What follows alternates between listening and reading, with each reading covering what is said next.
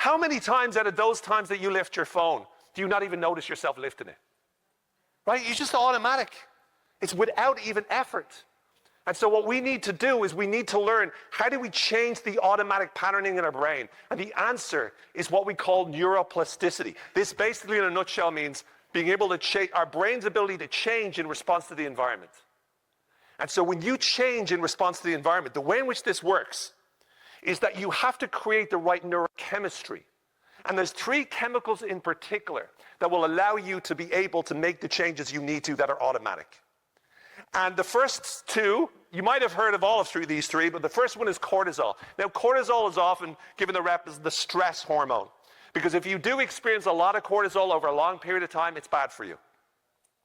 But most of us, in fact, all of us, experience cortisol on a daily basis. When you wake up, the first half an hour or so, you experience cortisol. Now, a lot of times we drink coffee straight away, but actually, if you give yourself about an hour and a half after waking before you have your first coffee, then you get a sort of a double bounce. You get the cortisol, gives you enough energy, and then the coffee hit at that time will keep your energy going, just for any of you who are coffee aficionados. So with cortisol, cortisol is the stress hormone that gets our attention.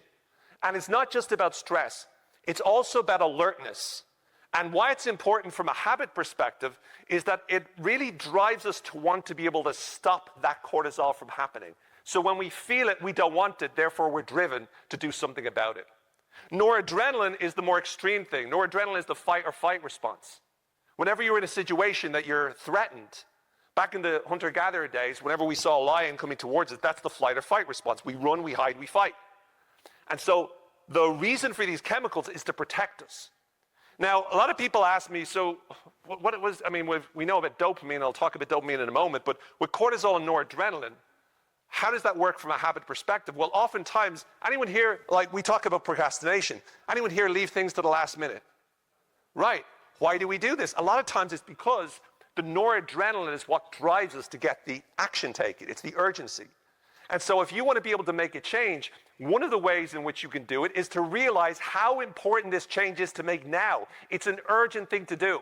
The problem is we procrastinate to change our habits because we're not creating the sufficient neurochemistry that makes us go, enough is enough, we need to change.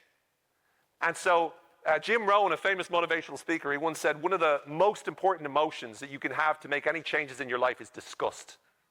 Because when you feel disgust, that negative feeling is exactly what you need in order for you to make the change.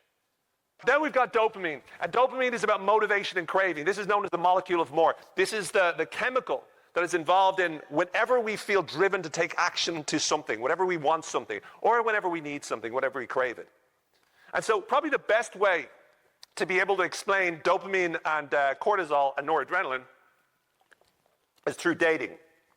And if you've ever been on a date where it went really, really well, first date.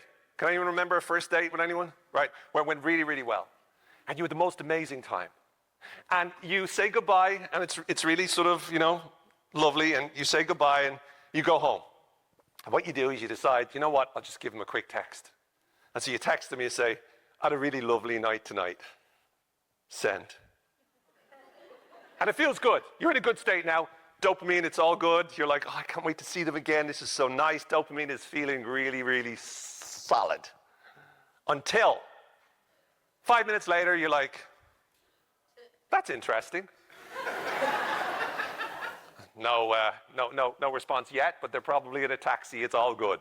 10 minutes later, okay. Half an hour later, 30 minutes later, you're now starting to, a little bit of the cortisol starting to go into your system. Anyone recognize this? Yeah? So the cortisol gets into your system. 45 minutes in, you're like checking for signal. I think there's something wrong with my phone. Right? Finally, after an hour, your cortisol is like ramped up. You're super stressed. You're like, oh my goodness, I can't believe it. I thought it was going so well. I knew it. I can't read them anyway. I'm terrible with people. I'm terrible on dates. I'm a horrible first date. And then finally you hear ding, and you see your phone, and you look at it. And it's a message from them. That's when noradrenaline kicks in. You're like, oh my goodness, what are they going to say? Are they going to say they had an awful time? Are they going to say a great time? Until you open the message. And then they say, me too. Would love to do it again. And then your brain releases a massive burst of dopamine. You're like, yes, everything's wonderful again. Until you send the next message. How about Tuesday? Kiss, kiss.